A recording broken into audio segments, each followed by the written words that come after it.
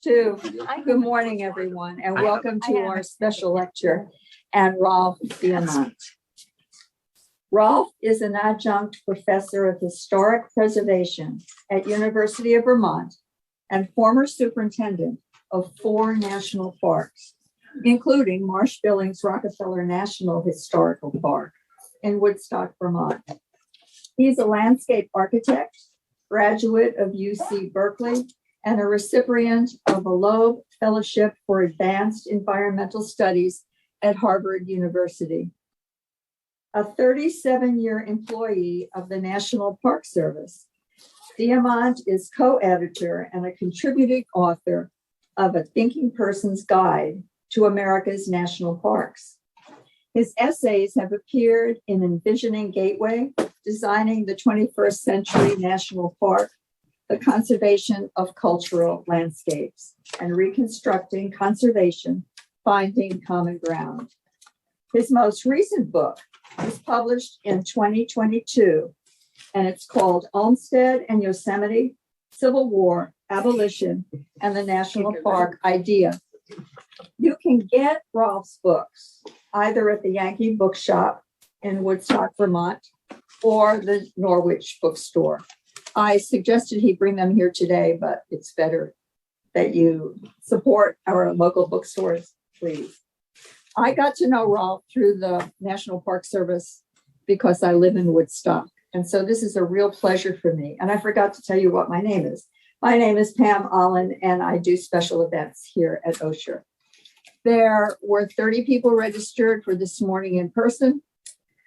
70 people registered online. This is high flex, so we have both. And at the end, we'll save questions and answers for the end of the presentation. And it's a real pleasure. I also want to introduce Rolf's wife, Nora, who is editor, Nora Mitchell, who worked with the National Park Service, right, Nora? And edited one of these books, edited The Thinking Person's Guide to America's National Parks a few years ago.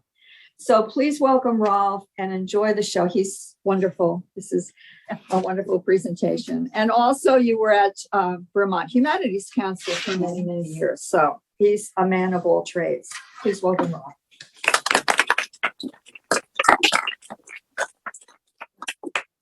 Well, thank you, Pam, for a very gracious and friendly introduction. Yeah, thank you. That was really nice. And thanks to Sarah Chamberlain here at Osher and all the staff here, and this very up-to-date, high-tech facility. And welcome to everyone I'm looking at here. And then beyond, the folks who are wired in at home, a warm hello this morning. I'm glad I'm here. The last time we scheduled this event, I believe the whole internet system in this building went down, or maybe for all of Dartmouth. Yeah, and it was we a car, had to, car accident. it must have struck well, everything's wireless, but somehow it struck something. But anyway, we dodged the bullet in terms of snowstorms, and the sun is shining, and I'm very happy to be here. To talk about, to some degree, to talk about a place that right now is buried in snow, which is Yosemite Valley. I don't know if people have been following the news. You can't really get through the door into a building there. They're just totally snowed in. But today I'm going to talk about our national parks and the American Civil War. These are two subjects that generate a great deal of interest by themselves, but they're very rarely discussed necessarily in relation to each other. They're like two different universes, two different planets.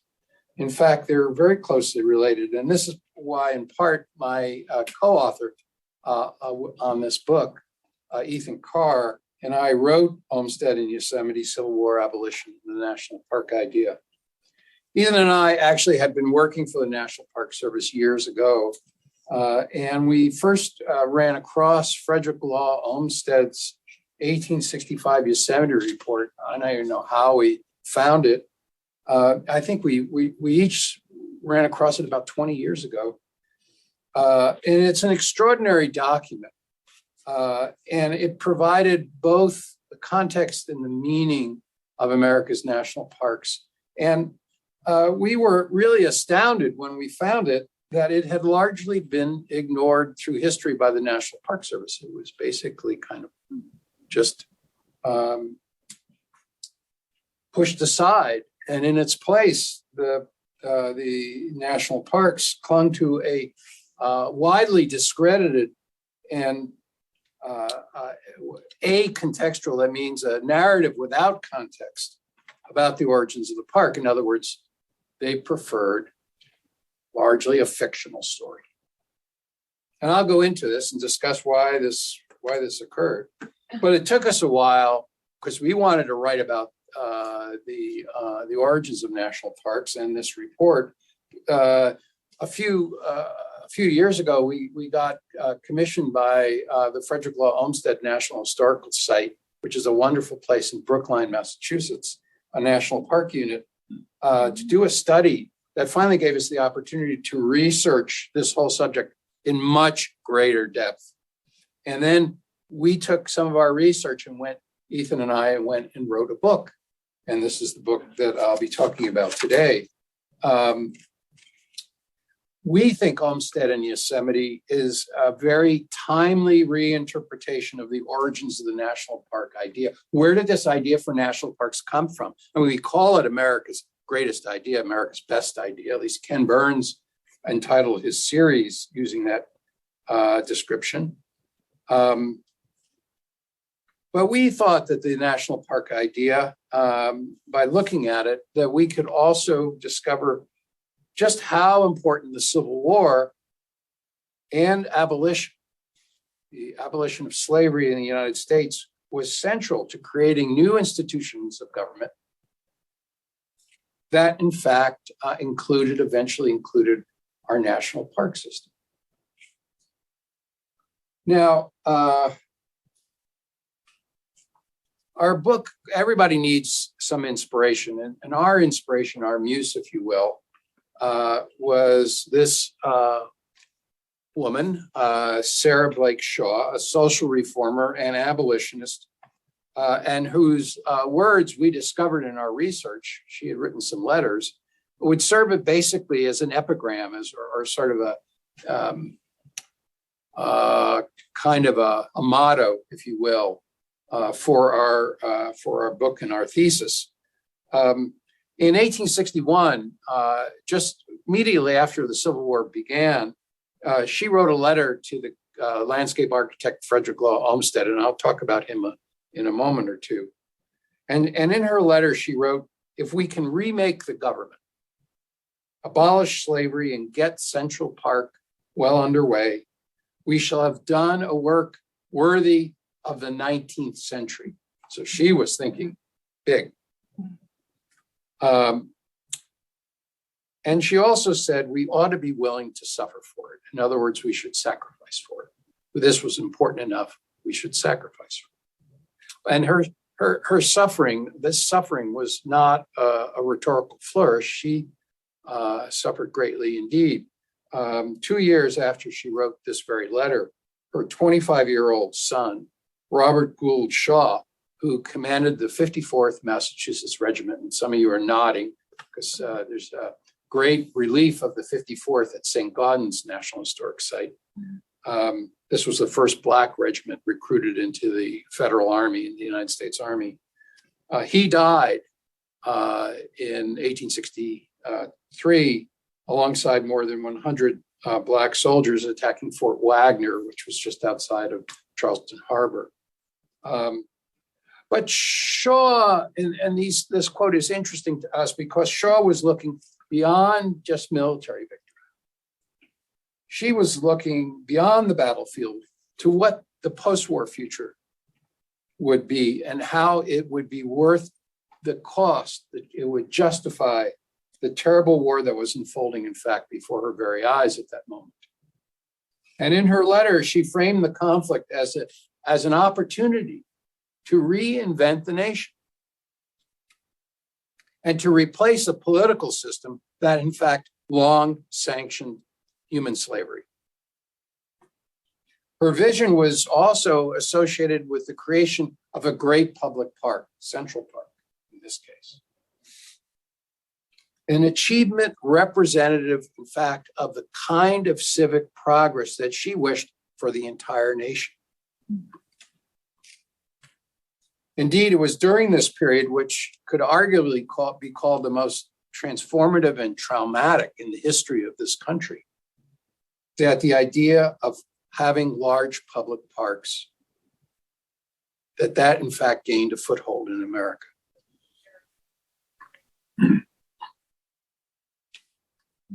Now, for far too long, to the extent that people even thought about the origin of national parks, it's not something that was on everybody's mind, of course.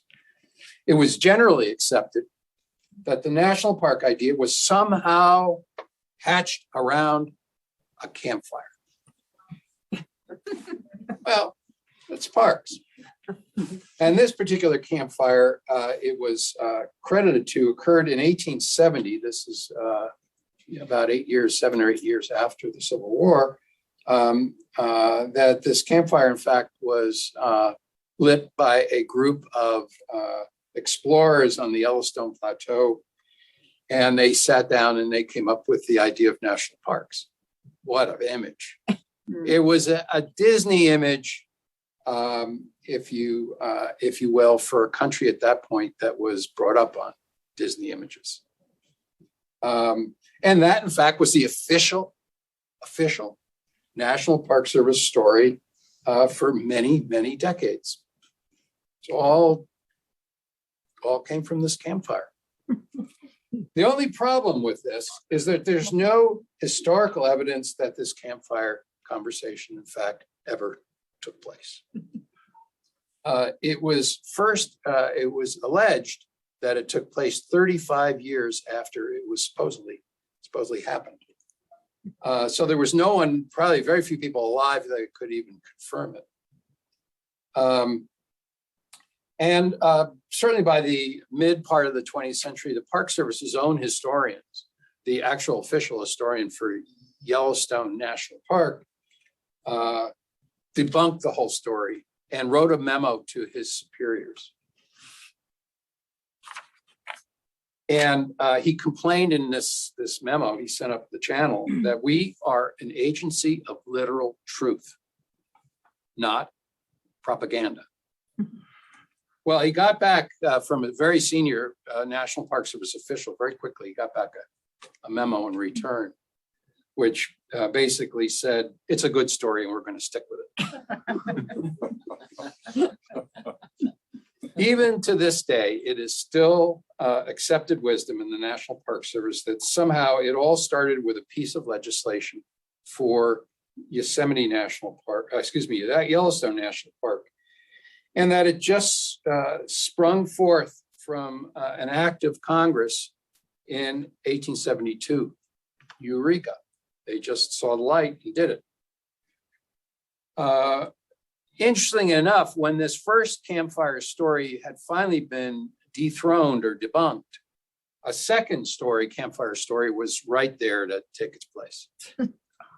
And this second campfire actually there was a fire in Yosemite Valley in 1903. So this is about 33 years later, when President Theodore Roosevelt was going on a tour of the West, and he stopped overnight in Yosemite Valley, and he decided to go camping with John Muir. It did happen. There are photographs of Muir and, in fact, there's a photograph on the right of Muir and Roosevelt standing on Glacier Point in Yosemite Valley. So they did meet up, no question about it. And they spent a night under the stars, and they talked well into the night, and most likely around a fire. But alas, they didn't come up with the idea for national parks. In fact, the first national park had already preceded this outing of theirs by almost 30 years. And 30 years earlier, John Muir, Teddy Roosevelt was about this high. And Muir, I think, was working in a sawmill in Ontario, Canada. No question that they talked, and they talked about actually reuniting the parts of Yosemite Park. The valley was still under state management, and there was a larger national park around it. And sure enough, when Roosevelt got back to Washington, he worked to sort of unify the park. But that was the question. That was the issue of the moment, not coming up with the idea for national parks. But it's another good story. And so for a long time now, they've both been credited, if you will, with a shared paternity as the father of the national parks.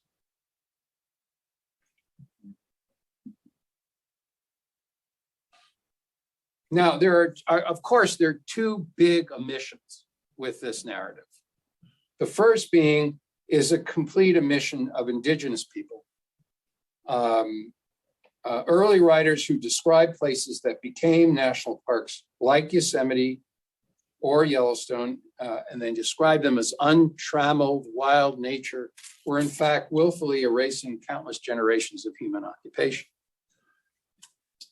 But for today's discussion, I'm going to focus on the second omission, and that is the decoupling of the story of national parks from the American Civil War.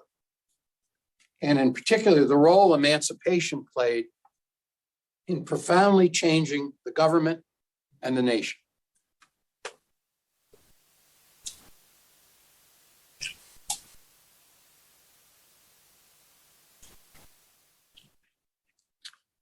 Now, to better understand the true origin of the national parks, we need to go back to about the mid part of the 19th century, when the institution of the public park, in fact, began to achieve a more prominent place in American society and culture, in our national imagination and our identity as a nation.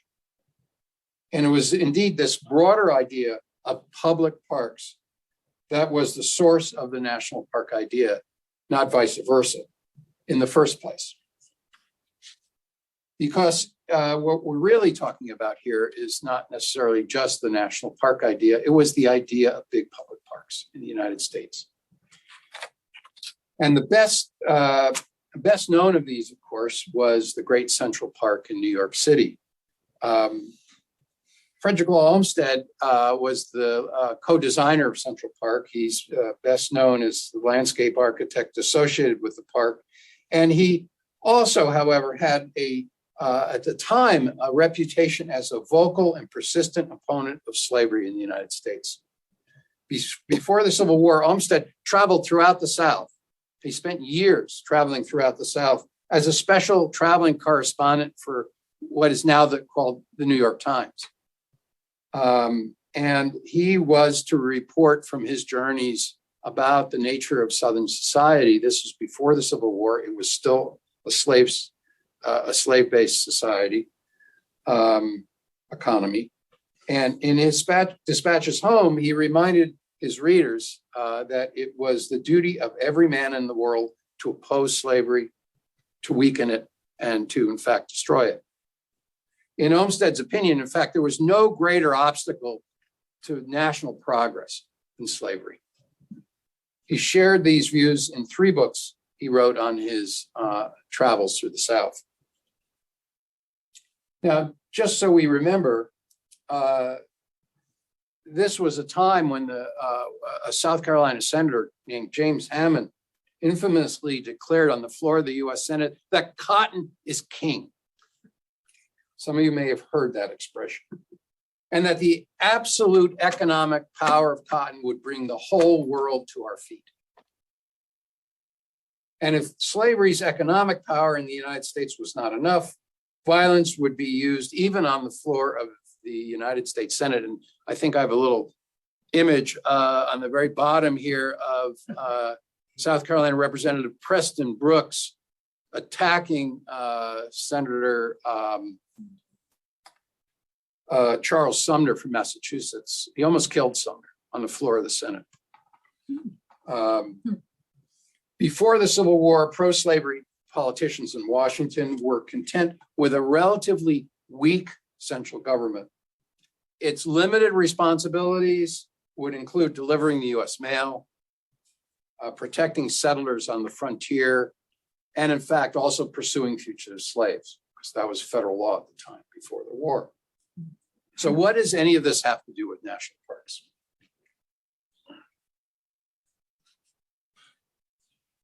It's our thesis that the American parks movement could only thrive once the nation had in fact emerged from under the economic and political weight of slavery. And its crippling ideology of, in fact, small government and entrenched opposition to all national improvements. To understand this resistance to the concept of large parks, it may be useful, in fact, to take a look at a piece of legislation that was introduced into Congress in 1858. That's 2 years before the war took place. Much like a proposal for a Yosemite Park, the legislation that was introduced in 1858 to create a system of public colleges, which we now know as the land grant colleges, the first attempt to pass that bill. Like a proposal that came later for Yosemite Park, public land would be reserved for the benefit of people, large numbers of people. However, when the first college land grant bill was introduced in the Congress, in fact, it was vetoed by this gentleman on the left, President James Buchanan, predecessor to Abraham Lincoln. And it's interesting. I went back and we looked at the floor debate on the college bill. And the college bill was denounced in apocalyptic terms by Southern Democrats, pro-slavery interests in Congress. Why were they so upset with it? Well, Senator Clement Clay of Alabama, who led the Democratic opposition, you have to understand the Democrat and Republican parties were sort of flip-flopped in those days. So the Democratic Party represented the interests of pro-slavery interests in the United States, among other things. But he denounced the bill as one of the most, and I quote, most monstrous, iniquitous, and dangerous measures ever introduced into Congress. This is the bill for public colleges. And he went on to say, if the people demand the patronage of the federal government for agriculture and education, it's only because they've been debauched and led astray. He went on to describe the bill, in fact, as a magnificent bribe to encourage his state of Alabama to surrender to the federal power her original and reserved right to manage her own domestic and internal affairs. What was he talking about? Slavery. Right. Alabama Congressman Williamson Cobb warned that by diverting public land, now this is important, by diverting public land to fund these agricultural colleges, it would set a dangerous precedent. They were talking about the importance of selling all public land because the government depended on that revenue. The privatization of the public domain, that was the money it was running on largely. It collected some port duties, but there were no taxes. There were no personal taxes. And why there were no personal taxes? The same people who were fighting this bill in Congress fought any taxation because if you taxed wealth, their wealth derived from slave labor would also be subject to tax. So they didn't want any taxes. And therefore they had to sell this land. This was what the government was running on. And they didn't want to start seeing it parceled off for any public purpose. Not colleges, and most likely, certainly not national parks. What they wanted with public land is not only to sell it, but they wanted to sell it in order to expand slavery westward. In other words, they continually wanted to push slavery into the Western territories, and they wanted large parcels of public land, in fact, to make that possible. As one Southern congressman declared, such grants would only be the beginning of giving away public land. It would only be the beginning until none was left to give.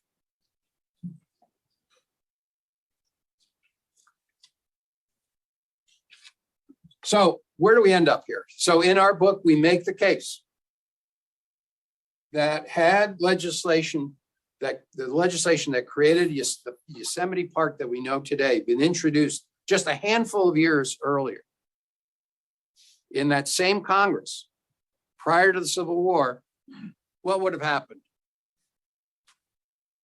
You can be rest assured that the gentleman in the previous slide, James Buchanan, would have vetoed Yosemite Valley, and he would have vetoed Yellowstone.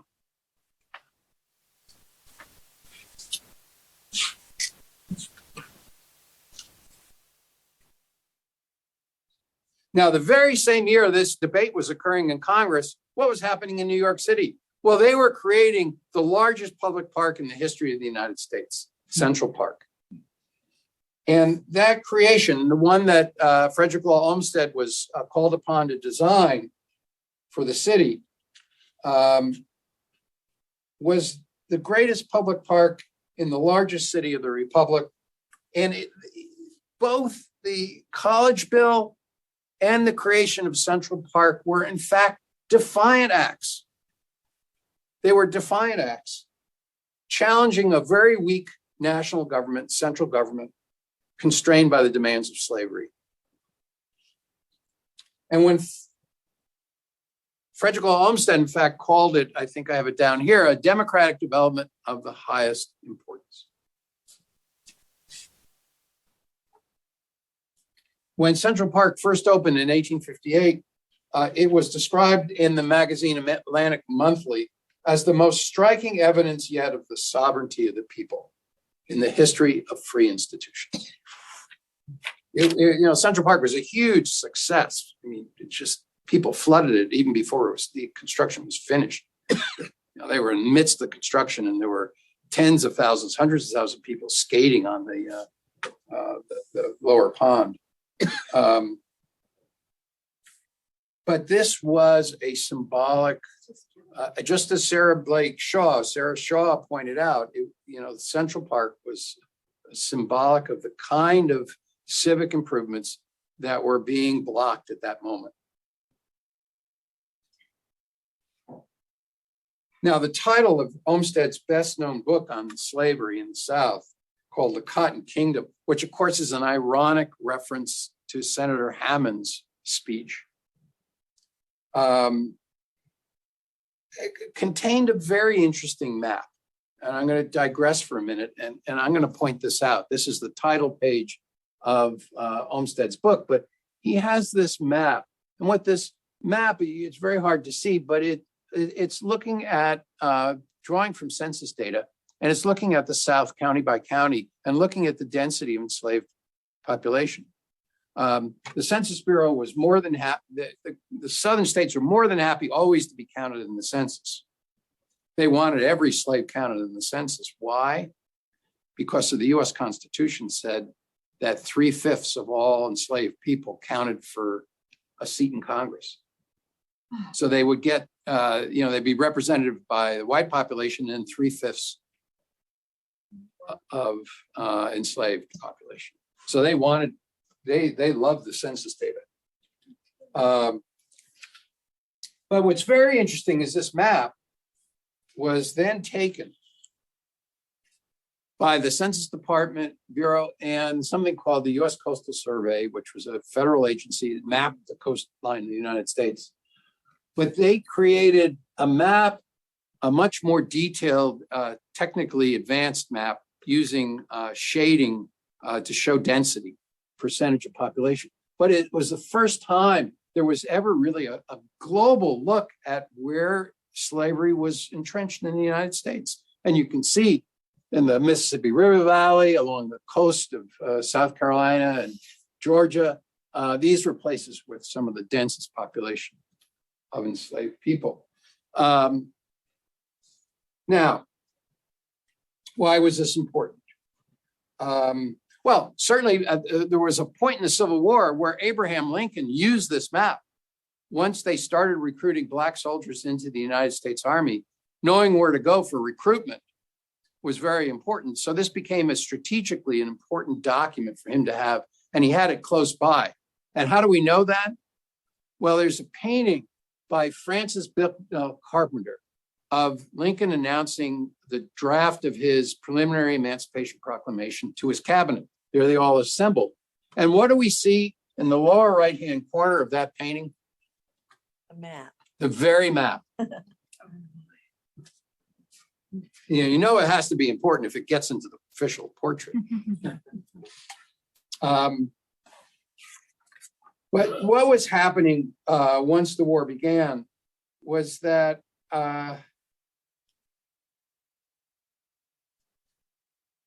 large numbers of enslaved people began to make their way to Union lines. And it started as a trickle and it became, literally became a flood. And this map guided, to some degree, Union military, federal military strategy, which enabled this to occur. I'll talk about this in a second. Based on this map, Olmsted clearly understood, and Olmsted during this period, he's still working on Central Park, but he's also managing something called the U.S. Sanitary Commission, which is dealing with war casualties. He's got his hand in a lot of different things, but he's writing for the New York Times. He always is writing editorials. That Black resistance and self-emancipation in large numbers, these people who freed themselves and made their way to federal lines, would eventually just hollow out the Confederacy. In other words, it would deprive them of their labor, their enslaved labor. And it would eventually accelerate the collapse of the rebellion.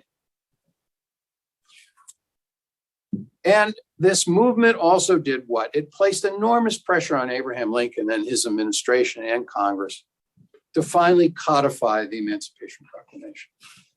It didn't happen just from the top down. Certainly by the end of the war, the estimate is that there were almost 500,000 people had made their way to freedom. And there was no way this country was ever going to return to its pre-war status quo. And these people were now free and they were never going to be enslaved again.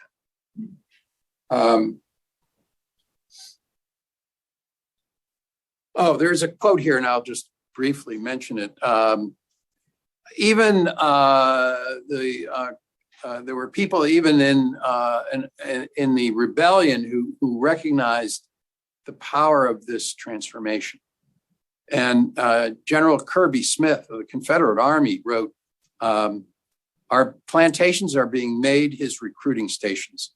He's referring to the United States Army and Lincoln.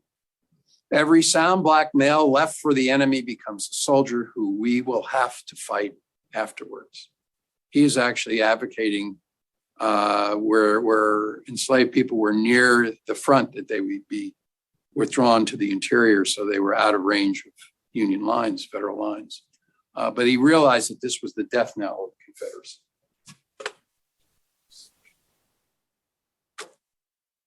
So once the war began, Republicans enjoyed an absolute majority in Congress. All the Southern Democrats had left town. And it became increasingly clear that there would be no negotiated settlement to end the war. Once that was understood, Congress engineered an extraordinary expansion of the national government, remaking the republic. Both Congress and the Lincoln administration, in fact, sought to build a more activist republic focused on improvements that would serve large numbers of people. That was their intent. And so legislation was passed in a relatively short period of time. In 1862, in a period of 5 months, it's really extraordinary. They passed legislation for a national banking and revenue system, including personal taxes. They created a new Department of Agriculture. They passed land grants for railroads, for homesteading, and of course, they passed that college land grant bill. And the capstone was congressional authorization for recruiting Black soldiers into the United States Army. And this was quickly followed by the Lincoln administration's, Lincoln releasing his preliminary Emancipation Proclamation. But taken as a whole, these measures affirmed the efficacy and value of Republican government and the importance of fighting for it in the midst of the Civil War.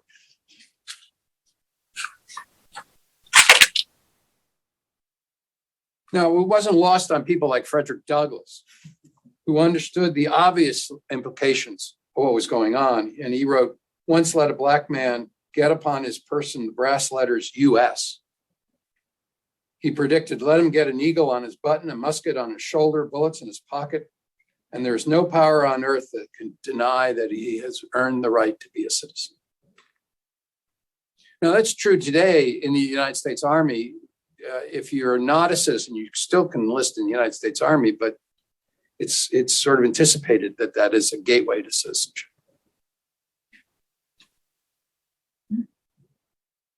Now, it was right in the midst of all this activity, and what some have called the darkest days of the Civil War in 1864, when Congress, in part inspired by the great success of Central Park in New York, granted Yosemite Valley to the state of California as a public park, the first federally authorized park in the nation's history.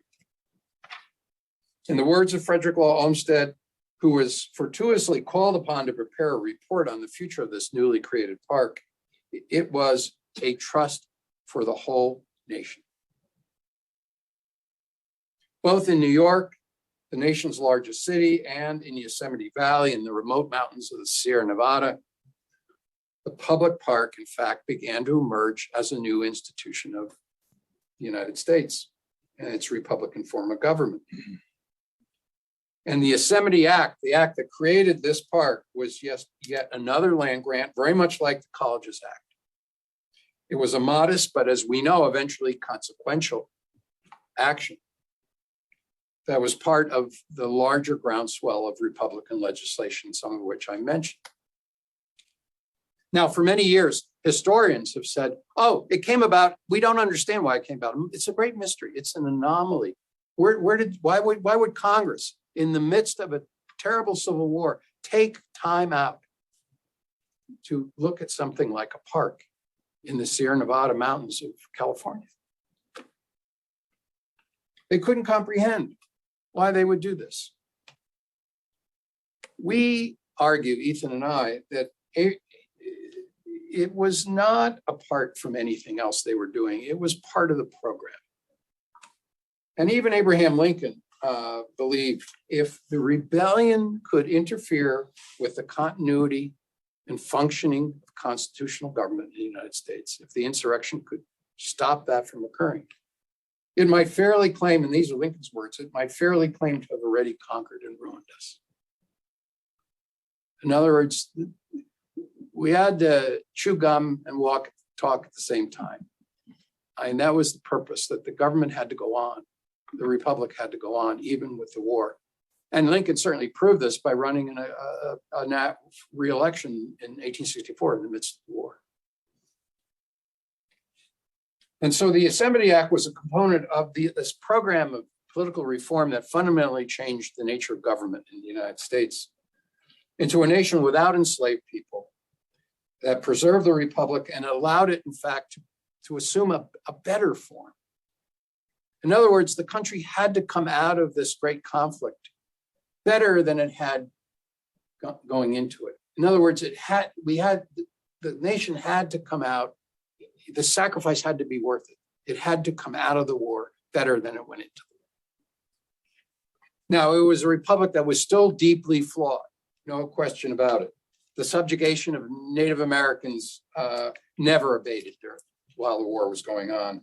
And the civil rights gains that free people made through the war, in fact, and through the period of Reconstruction were eventually reversed, at least for almost a century. But some progress had been made in realizing the yet unattained goals that the nation had, in fact, been founded on. Now, in 1865, when Olmsted was asked to prepare a report on the future of Yosemite Park, He, in fact, seized upon this opportunity to describe the wider meaning of this park's creation and the post-war future that major public parks would have in a reunited republic. Now, he warned in this report against the monopolization of the choicest places, the greatest places in the country, by a few very, very rich people.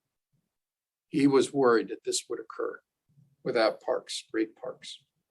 And he affirmed everybody's entitlement to enjoy these most spectacular landscapes. And he, in fact, set out an intellectual framework for the system of national parks that we enjoy today. And more generally, a framework for all parks at every level, whether state parks, municipal parks, regional parks, local parks. And he asserted that the establishment of government of great public parks for the free enjoyment of the people, is justified as a political duty. He believed that government had a compelling interest to support these great public parks on the same basis as other major duties of government. Parks were no different than other major obligations of government.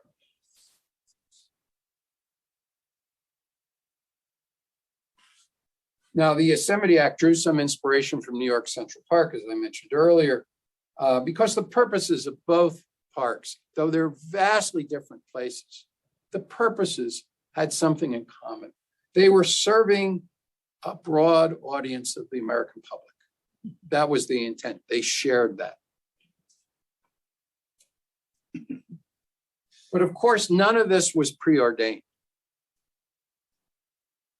If Lincoln had lost his reelection bid in 1864, and there's a poster up here, an anti-Lincoln poster attacking him. If he had lost that election, and without a final United States victory, that's an image of Lincoln meeting with, I think it's Grant, Sherman, and Admiral Porter outside of Petersburg in 1865. If in fact the victory had not been won, and it was in fact won, aided by eventually 180,000 Black soldiers that were enlisted into the United States Army. Subsequent, as we've argued, subsequent legislation for Yellowstone and the early national parks that followed Yellowstone, all based on the example of Yosemite Valley, might never have been enacted.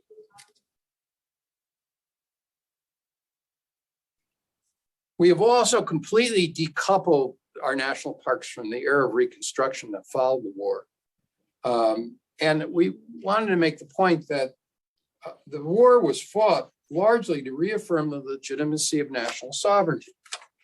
And with the adoption of the 13th, 14th, and 15th Amendments to the US Constitution, the 15th Amendment being illustrated on the slide on the left, which is male Black suffrage, the vote, the federal government was finally in a position to be the guarantor of civil rights that in fact had previously been the responsibility of state governments to interpret and implement as they saw fit. So this was an assumption of responsibility by the national government. And while the government, in fact, ultimately did not have the willpower to see Southern Reconstruction through to success, the Congress did take advantage of this era of expanded federal authorities to create the great park, 2 million acres in Yellowstone. This was very important. That the government, in fact, at the time it was trying to make Reconstruction work in the South, was willing to stretch and not only grant a park to a state, but in fact to create the national system of parks and put the US government in a position to protect some of these places.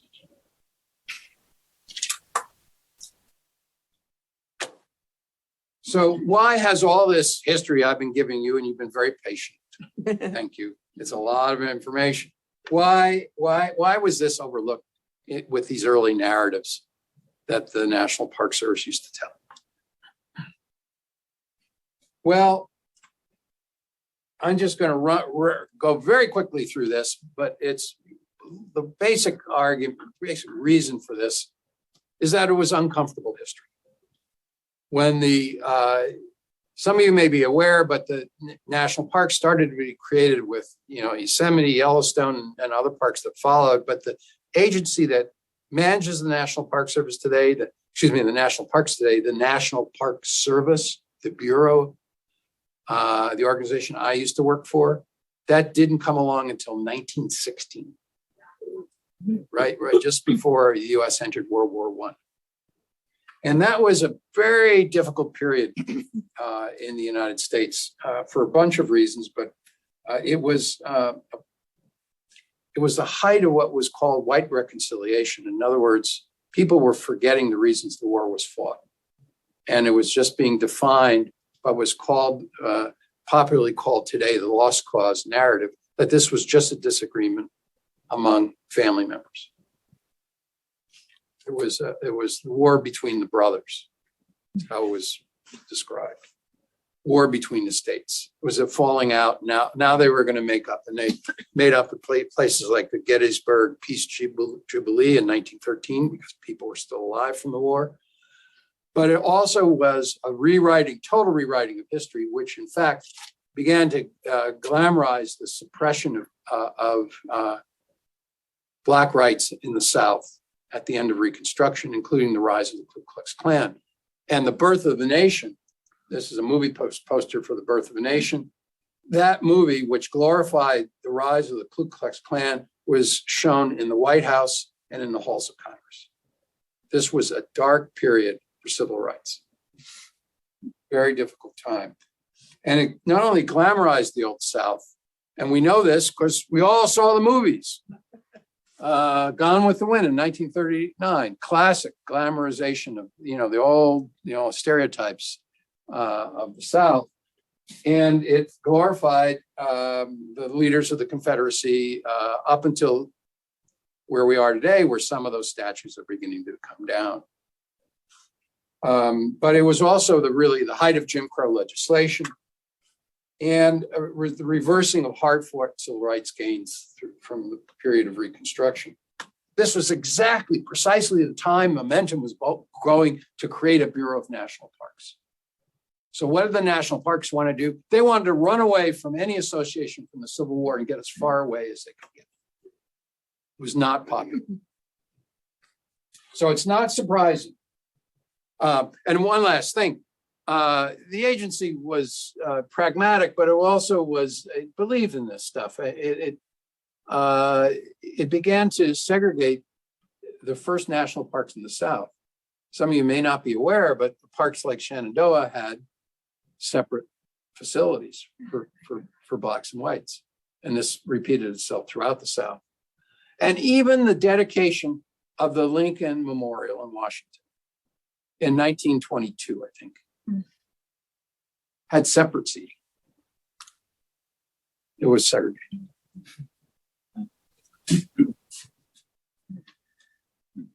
So it's not surprising that early National Park Service leaders and supporters steered clear of any mention of Olmsted's report and Yosemite, early history of Yosemite. Olmsted, he was too closely identified with Central Park at a time when the National Park Service was peddling or pushing a narrative that was all Western oriented. They didn't want to give any Eastern narrative come in there. And he was too closely identified with his books on slavery and his advocacy, anti-slavery advocacy and militancy. At a time when the Civil War was being reinterpreted through this lost cause story in Hollywood and elsewhere. And these campfire tales, these campfire stories attributing the national park idea to rugged explorers or heroic conservationists, that was just the ticket. It carried no baggage, and it served as a comfortable and reaffirming national narrative. It was a good story, as the official had said. And so I'll just conclude by saying, why is this important today? Why are we even talking about it today? Well, Ethan Carr and I, my co-author, believe it's time to revisit this once obscure report and its enduring vision of popular government using resources to improve people's lives. This is a pretty important thing today. Olmsted thought, as President Lincoln did, that a just and fair republic should strive to level the playing field for all people. And he wrote in his report, it is the main duty of government to provide for all its citizens in the pursuit of happiness against all obstacles. And this was very consistent with the same thing Abraham Lincoln said about the same time. That Lincoln argued that maintaining in the world that form and substance of government whose leading objective is to elevate the condition of all men is what they were striving to do with this war. And for the race of life, he says. So lastly, I'll just say, close by saying, we're making the case in this book that it's high time to link the stories of first national parks and conservation history to a broader struggle for freedom and equality. Having a more contextual, inclusive, founding narrative, in fact, that also acknowledges the enduring connection of indigenous people to these public lands, will enable more communities today, will enable more people today to see themselves as part of this legacy and not apart from it. And I think in the long run, it will result in a more diverse system of national parks and other public lands that better represent the collective experience of all Americans. So you've been very patient, and I thank you for that, and I thank our audience at home. And I'm just delighted to have a conversation and answer any thoughts or questions or hear anything you'd like to share.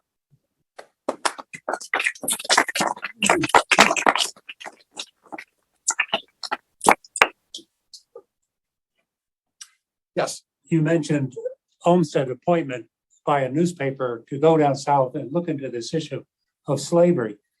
To me, what was interesting about that, as I recollect, and this is probably taken from the biography by A Clearing in the Distance by Zabinski, or whatever his name is. Yep. Which I think is a terrific book. Anyway, he pointed out that Olmsted was chosen precisely for his neutrality, because this was a very loaded political issue at the time. Huge. And the paper felt that in order to do justice, in a reporting scenario, being a neutral, newspaper, that's why he was chosen. And from what I understand, once he got down to the South and saw it in its real eye-to-eye reality, that's when he was converted to the cause of abolition. And another thing that was interesting to me is that Olmsted was keen enough to recognize that the institution per se of slavery was not only damaging for obvious reasons to the blacks, but even to the white masters. Olmsted said something along the lines of, it sapped them of all their vitality, of all their intellectual capacities, which I thought was very interesting and presumably true. Yeah, no, very good question. The question I'll just repeat is, Olmsted's assignment was to give a sort of balanced, impartial assessment of what Southern society was all about to people who were readers of, in this case, the New York Times, which was up and coming. And I think when he started on his journeys, in fact, you're absolutely correct, his views changed. They evolved. His views on race evolved. People change based on their experiences, and certainly happened to him. And I think you can make the argument for those of you who are readers of books about Abraham Lincoln. Lincoln is a study of human evolution in the sense that he really did evolve over time and his views changed. And in this case, Olmsted's views certainly changed. But he did, in fact, think that slavery was not only inhumane, but it was destructive to society writ large. And he talked about the impoverishment of the civic landscape of the South. There weren't public parks. There weren't public schools. There were no public schools. There weren't, commons. There weren't libraries. He felt that it was, to some degree, an uncivilized world that lacked the civic infrastructure of a republic. And so, in fact, he thought they were in fact impoverishing themselves. But the other side of the coin was that there were those in control of the means of production in the South were making huge amounts of money. They were making money hand over fist, and they were not investing that in schools and libraries and public institutions. Where were they investing it? They were investing it in buying more enslaved people, enslaving more people, and moving west. So yes, his views changed dramatically, and as he traveled, he was a keen observer. That man didn't miss a pin. I mean, he saw it, he wrote about it, and he was the perfect person in some ways to be assigned this job. Yes, ma'am. I was fascinated to hear that Robert Gould Shaw came from a family that he did. Can you say a little bit more about how he became the commander of that Black regiment? The question is about Robert Gould Shaw. And I'm not an expert on Shaw, but I know a little bit about him. So I'll try to answer your question on how he ended up as the commander of the 54th Massachusetts Regiment. In fact, by the way, parenthetically, there were quite a few free people of color in New Hampshire and Vermont who enlisted in the 54th Massachusetts. Of course, the reason for that is that the Black populations, free Black populations, were small enough they couldn't field a volunteer regiment in their home states. So they went to enlisted in the 54th in Massachusetts. The 54th was Frederick Douglass, in fact, helped enlist for the 54th. I did a project for the National Park Service years ago about the 54th Regiment for a park that's in Boston. And we've discovered the original roster for the 54th, and it included people enlisted from Canada, from the British West Indies. The opportunity to fight, people came long distances. How large was that regiment? About 2,000? About 1,000 originally. And then it was replenished because of the attack on Fort Wagner really gutted it. Huge losses. However, Shaw was, he came from what you would consider a very politically active family. Well-connected politically, very strong abolitionist, Boston family. And as soon as the war broke out, he enlisted in a white unit, because there were only white units then, and fought for a few years. And I think he was wounded at some point. And when the decision was finally made, it was like this aha moment. They saw that if they could enlist Black soldiers in the United States Army, that would be the turning point.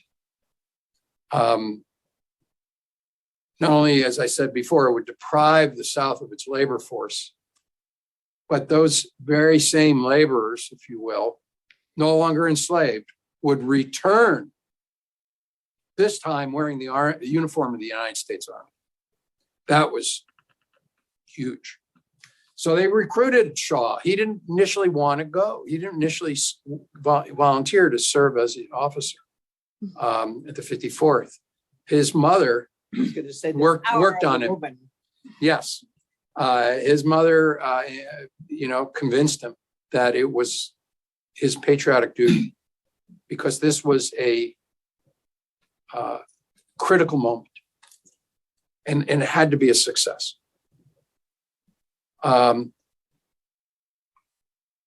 Olmsted, in the midst of the Civil War, this guy's everywhere. He's called before a committee in Washington to testify on the efficacy of creating these bringing black people, men into the army.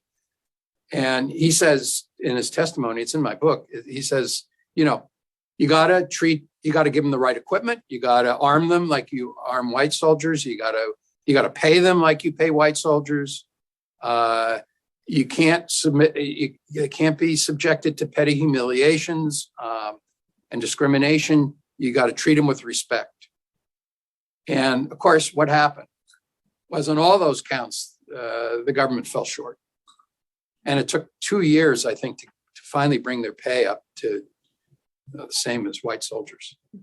Olmsted made one other observation. He said, soon as black soldiers were recruited in the United States Army, Jefferson Davis in Richmond, the president of the Confederacy, wrote an executive order saying, if the Southern troops capture any black soldiers on the battlefield, they are to be re-enslaved. They're not to be treated as United States prisoners of war. And if you capture any of their white officers, because these were still segregated units, they had white officers, just like Shaw. If they captured a white officer, they were to be executed. So Abraham Lincoln wrote his own executive order in response. It's called the Executive Order of Retaliation. And he said, if anything happens to a black soldier or a white officer in the field, and they're captured, and anything abuse occurs, that he will take a Confederate prisoner of war and assign them hard labor. It didn't check all the abuses that occurred, but it was clear that for him, for Lincoln, he wasn't going to stand for it. And he said something there's a quote in my book, but he said something like, if someone's going to wear the uniform of their country, they're going to have the full backing of our government. Thank you. Well, let's do an online. I have an online question. I'll come back. Hold on. I'll come back to you. Online. Okay. I'm curious about the actual role of Teddy Roosevelt on the establishment of national parks, Yellowstone in particular. I won't read. Do I need to repeat the question for people in the back? Did you hear it? Okay. Did you? The question is, what was the role of Teddy Roosevelt in terms of the national parks, and in particular the establishment of Yellowstone? I'll just quickly take the second question first. He really had nothing to do with Yellowstone's establishment. Yellowstone was established in 1872. Roosevelt was, maybe a teenager. He didn't get to the presidency until about 1900, when he assumed it when President, I think it was McKinley, was assassinated, and Roosevelt he was vice president and became president. So he had nothing to do with the establishment of Yellowstone. However, not to take away any of his other activities associated with national parks, when he was president, using something called the 1906 Antiquities Act, it's very important, a piece of legislation that gave him the authority as a presidential proclamation to set aside large amounts of land for national parks, as long as they had some scientific interest to the people of the United States. It was really set up as the title of the bill was antiquities. It was to protect antiquities in the Southwest in particular. But Roosevelt said, well, scientific interest, all the Grand Canyon is of scientific interest. So he set out to establish some very large national monuments by decree. And that authority still resides in the President of the United States. I think Biden has done a couple of national monuments, but the real guy who used that pen a lot was President Obama. But before him, the other guy who used it a lot was Teddy Roosevelt. And he created new parks in Olympic, Petrified Forest, Grand Canyon. He was very active. He loved this act, Who's Roosevelt. that? Sorry. Teddy Roosevelt. He loved this Antiquities Act, and he protected a lot of places that today are some of our biggest, largest, most popular national parks. But it takes an act of Congress to establish a park. Well, this is the exception. You know, you didn't think you were going to get this deep into civics today. Normally, to create a national park, it's like any other bill that has to go through Congress. Very much like I showed you the bill for Yellowstone and for Yosemite that could have been vetoed. They were going through the normal process. They had to pass the House, they had to pass the Senate, then the president had to sign them. That's the normal process. The Antiquities Act is a backdoor. It's essentially a fast track, which says that if it meets certain criteria, and it has to be public land, it can't be private land, but if it's public land, by decree, by a presidential proclamation, a national monument should be created. Monument, but not a park. Well, you know, today it's very hard to parse the two. There are some differences, but they're pretty subtle. And in fact, Grand Canyon was established as a monument. Congress turned around and turned it into a national park. Congress did. Congress has cleaned up after a number of presidents using the Antiquities Act in the sense that Congress said, oh, well, they did it already, so we might as well make it a national park. And so they've changed the name, the nomenclature. But technically, the Antiquities Act only creates monuments. Technically, you're absolutely right. When the greatest user, in fact, in terms of total acreage, actually, of the Antiquities Act is Jimmy Carter in Alaska. The Congress was at an impasse on what to do with all the public lands in Alaska. And with a stroke of the pen, Carter doubled the size of the national park system. They were all monuments. Now, they eventually, when Congress decided that this was not what they wanted, they got down to the business of actually passing legislation for all this public land. And then at that point, they created national parks and other designations. But Carter really woke them up. But just, I mean, in all fairness, I was just going to add on. nice woman in the back has been very patient. Thank you. My question has to do with the period after the Civil War. I visited a few parks in the West, and often there are snippets of history that come out showing Blacks in positions of authority in management of the park systems. And I'm wondering if that was maybe another spin-off of a benefit of the parks with regard to Black emancipation. And just one comment regarding this issue of national monuments. Didn't President Trump try to revoke some, like Bears Ears? He tried to reduce the size. He tried to basically cut it by about 2/3. But it was not, the actual designation was not revoked, but it was shrunk. And is that radically. something you can do with a monument, but not a national park? Yes, probably, because if you do that for national park, you would need congressional legislation. Since Bears Ear was a presidential proclamation and national monument, President Trump's lawyers argued that it could be, the boundaries could be changed. But he didn't attempt to reverse it. That was it, and it was, even the changing of the boundaries was contested in court. It never got resolved because of the changes of administration. The Interior Department dropped the case. But your question was about Black individuals associated with some of the early national parks. And in particular, I think you're referring to what we're called Buffalo Soldiers, who were the original park rangers, if you will, in our national parks. And this is you are such a good audience. You ask such complicated, nuanced questions, and they're fascinating. This is a very good one because, in fact, yes, there is a connection back to the Civil War. when Congress finally got some momentum to create some national parks in the West prior to the National Park Service being created as an agency. So in the 1890s, they created parks like Sequoia Kings Canyon and some of the other Sierra Mountain parks. There was really they were under the Department of the Interior, but there was no capacity for running these parks.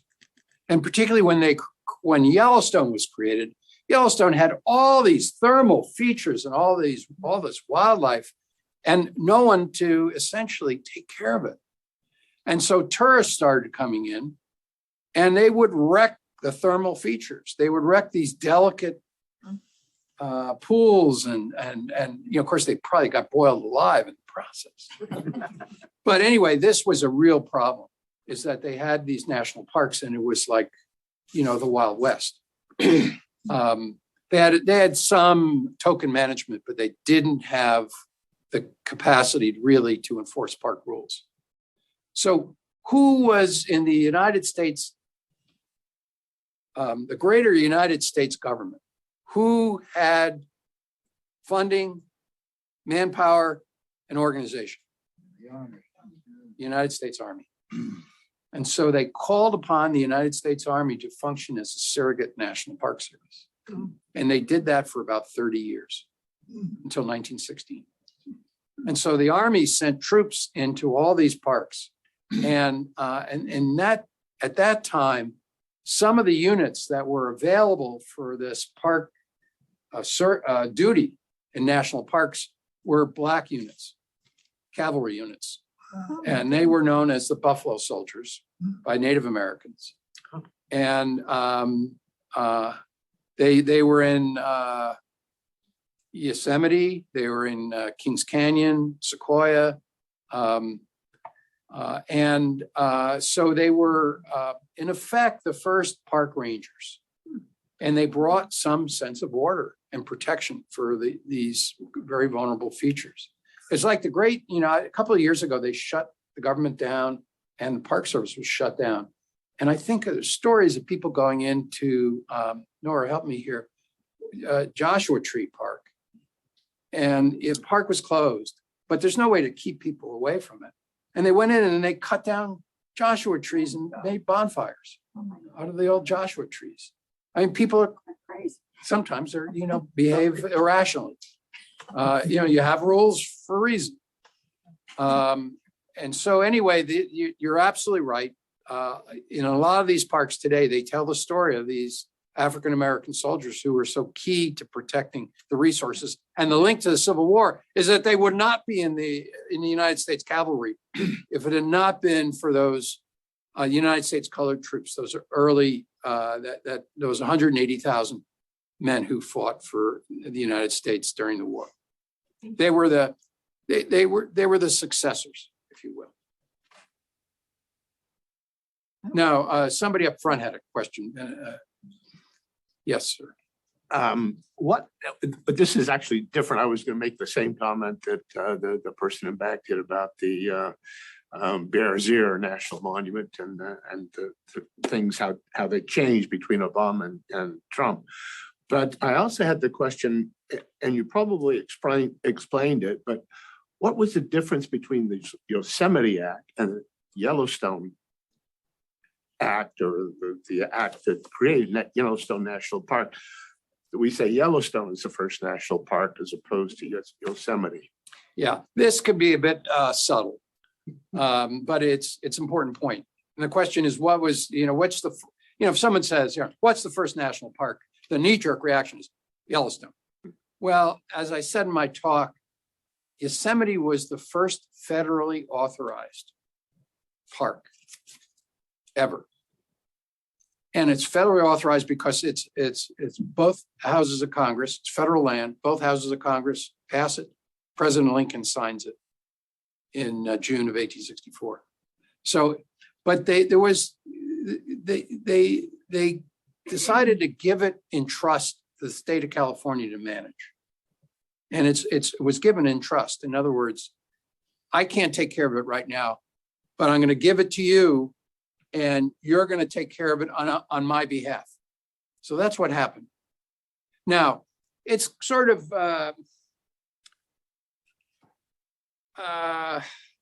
it's subtle.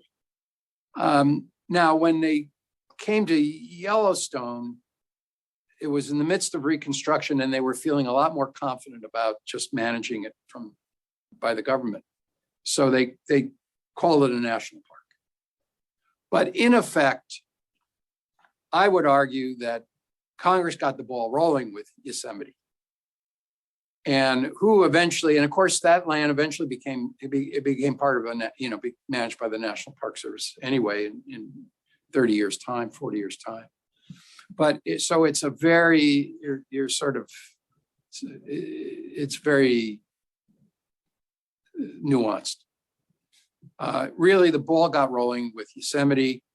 Congress used that as a model, and you read the legislation for Yellowstone, another Y park, Yellowstone. And they clearly are referring back to what was done in Yosemite in 1864. They're using it as their template to create the legislation reads a lot like the Yosemite Act, the Act for Yellowstone 7 years later. But on a grander scale, Yosemite Valley was 871 acres. Think about that, 871 acres. Yellowstone was 2 million acres. Oh, wow. So they were willing to act it and move and really scale it up and also assume responsibility. Now, they didn't have the wherewithal to really manage it, as we just discussed. And they needed the army eventually to come in and help. But their appetite was a little bit greater than their capacity, put it that way. But good question, because it's a subtle difference. But I would argue that to constantly say everything started, as I started my talk, everything started with Yellowstone is inaccurate. The idea started with Yosemite. Rolf, we have another online question. Please. All right, I'll do it louder this time. Vermont Senator Justin Smith Morrill of Stratford is widely known as the sponsor of the Land Grant College Act that you refer to in the College Act. Do you know if he was very involved with the discussions in Congress similar to the pictures shown of fistcuffs on the floor? Well, the picture shown in fistcuffs was one incident that it was a traumatic incident for a lot of people. That when Charles Sumner was caned on the floor of the Senate, he was an inch of being killed. That was an accelerant to the Civil War, and it had nothing to do with debate for college land grant bill. But it's indicative of the kind of rhetoric and the heated the attitudes of the time. I mean, and the predilection to violence. I mean, in some ways, well, I'll just leave it at that. It does strike a chord in today's context that people were prone to political violence. And January 6th was another example. There you go. Well, when Lincoln writes that he won't let an insurrection interrupt the continuity of constitutional government, because it would have already, if we accede to it, it will have already ruined us. I think he's describing a situation somewhat similar. Yes, sir.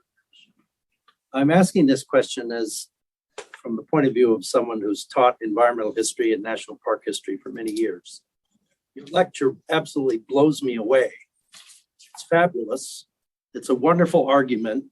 And there's a part of me that sort of is hitting my head and saying, of course, this all makes eminently good sense. And why on earth have historians never seen this? So part of your argument, or an important part of your argument, is that the Park Service bought the whole campfire story and sold it because of the lost cause and so on and so on. But it also occurs to me that historians who are not in the Park Service at all also completely somehow overlook this. I mean, when I was in grad school in the 80s, the big debate was about Al Runty's book, who argued that the early parks were established because they were considered to be worthless lands. They were no good for agriculture. They were no good for ranching. There were no minerals in Yellowstone. So that's why Congress established the park, because it was worthless and it wasn't good for anything else. And there was a huge debate about this at the time.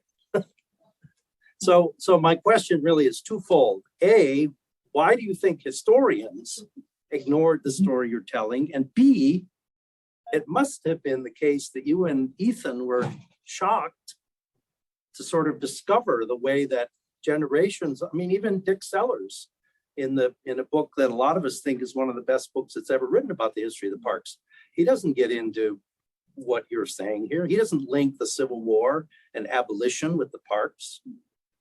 No, the question is, why have historians kind of missed this over time, particularly people looking at the history of national parks? And this very good question. This gentleman is referring to a historian in the National Park Service, someone who we knew very well, Dick Sellers, Richard West Sellers, a wonderful historian who wrote on the history of the national parks, in particular the history of natural resource management in the national parks. It's very interesting. I actually, what he does say, Dick Sellers, in his book, is he describes, he parodies the campfire. And he talks about how supposedly this campfire took place. He describes it, and I'm quoting him, as the virgin birth. And he's saying that they must have been sitting around this campfire, and as the embers made their way into the sky, this whole history was illuminated. I mean, he's being facetious. So Dick didn't buy this one bit. He doesn't really make the connection to the Civil War as we've made it. I would have loved, if he was alive today, because he was a dear friend, I would have loved to have had this conversation with him. Yeah, because he's a terrific historian. And that book is huge. But Runty missed it, and all these other park historians. Yeah, as far as Runty's theory that these were just worthless lands, I think as far as our research has shown, there's always a kernel of truth in every argument. And yes, at times when these bills were challenged, some of the defenders, some of the proponents of the legislation would sort of say, well, it's all sort of, they would deny that it had great mineral wealth underground or whatever but what drove the passage of that land grant for Yosemite had nothing to do with the value of that land. What drove it was, in fact, they needed a symbol for the unity of the country at a time when it was just, in midst of a civil war. And there were a handful of people who had supported the creation of a park in Yosemite Valley, who had also been very active, not only making sure California didn't secede or become an independent republic, because the mineral wealth in California was essential to the Union war effort. They didn't want to lose California. California was key. And also, California, as a result, those people who fought who campaigned for the republic, later raised a ton of money for the U.S. Sanitary Commission. They raised a quarter of all money that was raised nationwide came from California. And there was a guy named Thomas Starr King who led that effort.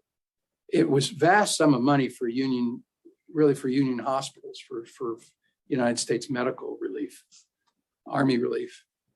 And so when that proposal for Yosemite hit the floor of Congress, there wasn't a hue and cry about oh, it's going to cut off, our access to great wealth or something like that. If California wants it, we've got a presidential election coming right up. Lincoln's up for re-election. No problem. This is something we ought to do. I mean, these are complicated decisions. I don't want to always describe them as great altruistic statements, but there was some political calculus involved. But that argument doesn't hold water. When Yellowstone was challenged, yes, they tried to say, oh, no, it's not going to preclude. The bigger problem, actually, historically, which Al Runte probably doesn't address very much, if at all, is that the greatest opposition to national parks came from within the Republican Party. For those who advocated homesteading, because they wanted the ability to homestead in places like Yosemite Valley. And so the party split. And, Lincoln, unfortunately, the leadership in Congress was on the side of creating a public park, not homes. There were some claims that were staked for Yosemite Valley, and it eventually went to the US Supreme Court to finally adjudicate. But that was the big contest. So we'll all respect Al Runte. He's a great historian. We have our differences. Leave it at that. Yes, sir. How are we doing on time? We're good. We have maybe one or two more questions, and that's good. Right now, we're at Please. 12:20. Started to get into my question a little while ago, and maybe it still applies. It's perhaps not so historical, but maybe it is. I'm just wondering, what are the criteria for determining if it's going to be a state park or national park? For instance, if we wanted to donate part of our land to be a park, would we go to the state or to the federal government? Well, I'd be very envious to be in a position like that. Well, there any option for, sort of the future of land, if privately owned land, it can be donated to a land trust. I mean, you start at the most local level. Usually to become a state park, and particularly to become a national park, you have to make the argument that it's of significance to the nation. Public land. That it has risen to the level where the story it tells or the resources that are associated with it of not of just importance to you, that you care about it, or even if your community cares about it, but in fact that the people of the United States should care about it. And if you can make that argument, then at least you have some basis for proceeding. Usually the National Park Service evaluates new properties on sort of two criteria. One is certainly first and foremost is national significance, and also the feasibility.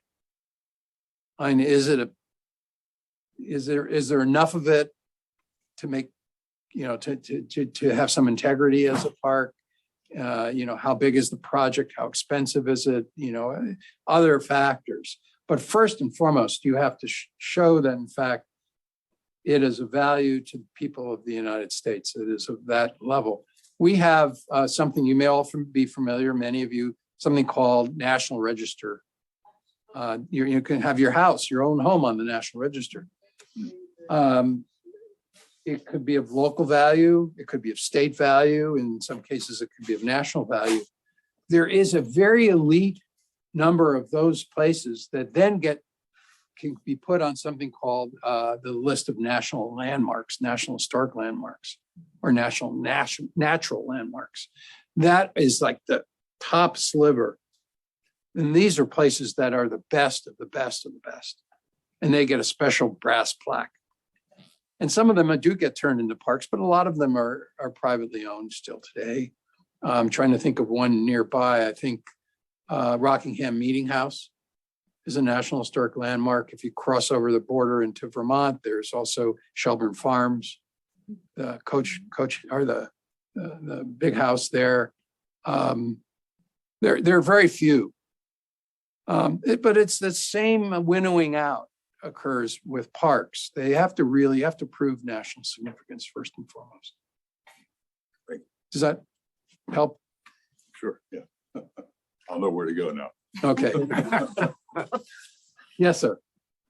as someone who studied Olmsted, I'd be wondering, I wonder if you might have an opinion on his partner, Calvert Vaux. To me, it's surprising that he has not had anywhere near the recognition. He co-designed Central Park. He was responsible, from what I understand, for all the hardscape, the beautiful bridges, the open spaces, the wonderful fountains and so forth. And maybe more importantly, from what I understand, Vaux is the person who persuaded Olmsted to return to being a landscape architect after the Civil War. And then the two of them designed Prospect Park, which, from what I understand, according to those who are competent to judge these matters, is actually a better park than Central Park. I won't answer that at all. I don't want to ruin my welcome, wear out my welcome in New York. But your question is really what about Calvert Vaux, Yeah. Olmsted's partner in the co-designing Central Park? In our book, I wrote a section that I really had a lot of fun with. And it's a series of letters that Vaux writes Olmsted. Olmsted is in California. He's working on the Yosemite Report. And on his spare time, he's running a failing mining operation to boot. And that's going under. And he's at kind of loose ends. Meanwhile, Vaux is back in New York and he's getting all sorts of work.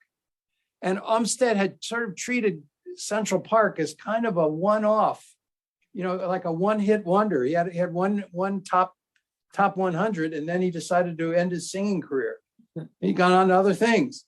So clearly, Vaux wanted his partner back because he was getting new work. And one of the big projects he was getting was Prospect Park in Brooklyn. Brooklyn was a separate city at that point before it joined with New York City. It was a huge commission. And so he starts writing Olmsted. Olmsted's in California. He starts writing in these letters, come back. We need you. Come back. Let's start our partnership again. There's work and money and fame. And this is, then second argument he uses, starts using the argument that, you believe that your work is for the Republic, for the good of the United States, for, mankind. Our projects are just those kinds of things. So come and join me again. We'll do all the things you really want to do. And Olmsted is playing hard to get for whatever set of reasons. Finally, Vaux loses his patience in one letter. And he says, Olmsted is dabbling with he's thinking about a career as a journalist again. He was invited to help start The Nation magazine. And he writes, Olmsted, he says, you can write all you want. But there are all these people who could write what you write. And, you could superintend mines if you want, but there are other people who could collect gold. There's only one you. And this is where you belong. And so finally he wore Olmsted down. And Olmsted said, I'm coming back to New York. And he resigned from the Yosemite Commission. And then he returns to New York and resumes his partnership with Vaux, which goes on they're partners for quite a few years. Then Olmsted finally separates and decides he's such a big name for himself that he creates his own practice. And he moves it to Brookline, Massachusetts, not that far from us.